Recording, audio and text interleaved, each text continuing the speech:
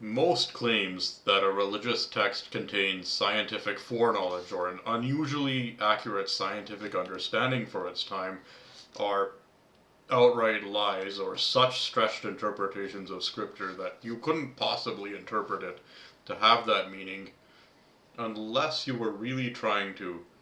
And if someone skeptical takes a closer look and ends up proving you wrong, you end up embarrassing your whole religion. This is why I don't bother with it a lot. But today I want to draw your attention to the Rigveda, book number 7, hymn number 81, verse number 2, which clearly and explicitly calls the sun a star.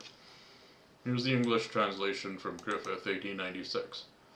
The sun ascending, the refulgent star, pours down his beams together with the dawn. O dawn at thine eye rising and the sun's, may we attain the share allotted us. I should point out that there is also a more recent English translation of the Rigveda, 2014, by Professor Stephanie Jameson, that translates the Sanskrit word that Griffith translated as star into heavenly body instead. Notice the key difference there is that heavenly body already includes the sun, but star is clearly the correct translation, and here is why. This is the original Sanskrit verse. The word for star here is nakshatra.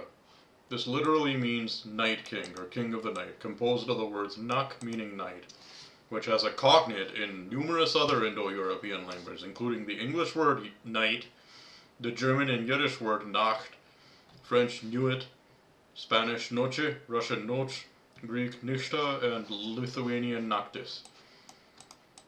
The word clearly refers to something to do with the night. Just this part should be convincing enough for you, because why would you refer to the sun, the source of our daylight, as the king of the night if you didn't understand what the sun really was, that it really was a star, just like all the other stars at night? The second lexical part of this word is kshatra. This word means ruler or king or monarch, and is the root of the word kshatriya, which is the warrior caste or the ruling caste in Hinduism. This means that the word nakshatra literally means night king. I can't think of a better celestial object to match the definition of a king myself than a star.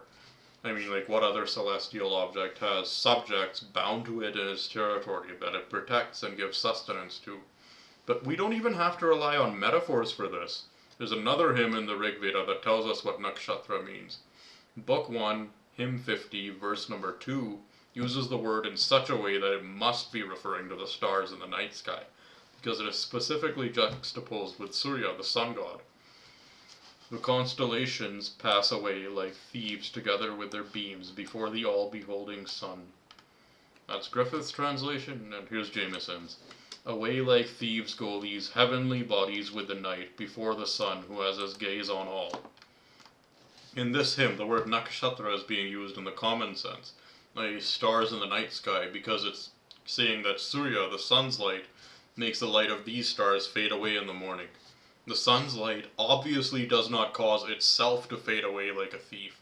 The point is, nakshatra clearly means star.